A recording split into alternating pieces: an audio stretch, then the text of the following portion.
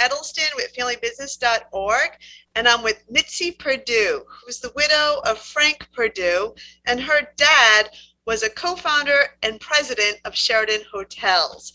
And today we're going to be talking about her book, How to Keep Your Family Connected, which accompanies or is a great workbook, I think, for her other book that we discussed, How to Make Your Family Business Last. So again, we're going to be talking about this more like a workbook that offers a bunch of templates and checklists for families to keep them connected. So thanks for being with me. Oh, I love being with you, and I adore the chance of sharing stuff that I've learned over my 80 years. Oh, that's amazing. So how does this book complement your other book? It complements it in the following way. I wrote the first book because I've seen too many families that fell apart. 70% of family businesses won't make it to the next generation. And the reason for that in the overwhelming majority of cases is family quarrels. So I wrote the first book to help people create a culture where you solve problems within the family. I created the workbook to be a supplement to How to Make Your Family Business Last. And a lot of it is in the form of newsletters. They're templates that people can use, but it's things like interviewing like the family matriarch or patriarch, maybe interviewing somebody in the family business who's been there 30 years, or maybe a scientist who's coming up with something fabulous. These are templates where you fill in the information. How did you get the idea for these newsletters?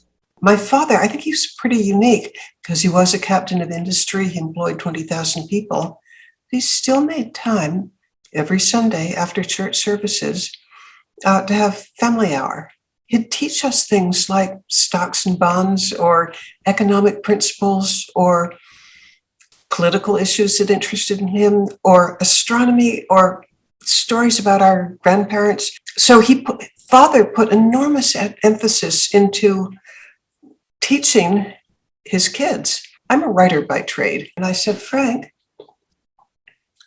what if I interview you the way I'd interview any of the other people I interview every week?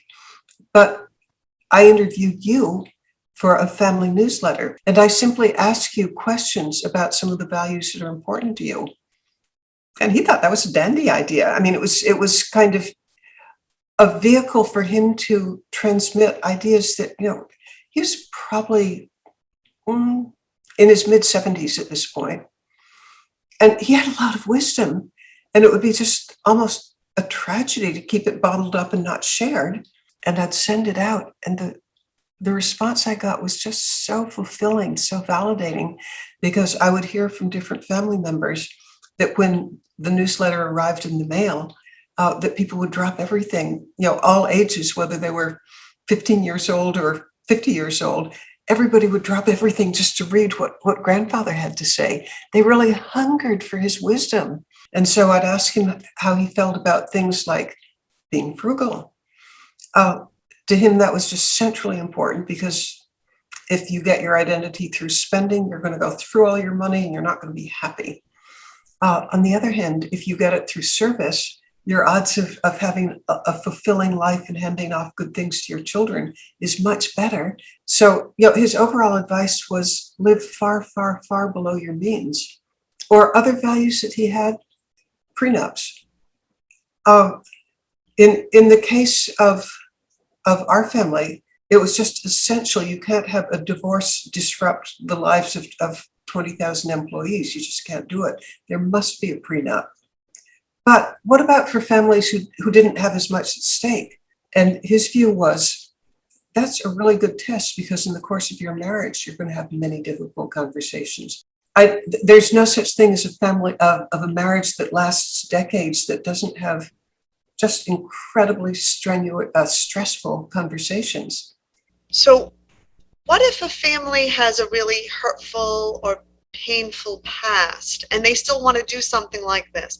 What do you suggest? Whatever your problem is, it's probably something that other families have encountered also. My best recommendation is get professional help. because somebody who's seen 1,000 families probably has seen some variant of whatever you're going through. There's no shame in asking for help. To me, it's a little bit like, if I broke my arm, I'd go to the doctors. Well, if you've got something that's causing pain in your family, do a little research and get the best advice you can. And my personal first choice would be a family business counselor. And that is a profession. I mean, people go to school to learn how to do it. And I do know a lot of European families, rather than trying to rewrite history, use it as a sign of resilience to say we've gotten through bumps in the road and so forth. So my last question, what has been the response to these newsletters that you've been doing? Is it over 2 decades now? What has been the response from your family and the outcome? I'm going to repeat something that somebody told me recently. He said that it was one of the strongest forces for family glue. So, yay. Oh, I love it. So I highly recommend actually both of the books. But again, this is, especially if you're not creative, you're not sure how to tackle it, this gives you templates for how to create these newsletters, create some glue for your family, and those recipes for success. Thank you so much, Mitzi. You've helped me learn so much, and I'm sure you've helped a lot of family businesses staying healthy. Thank you so much.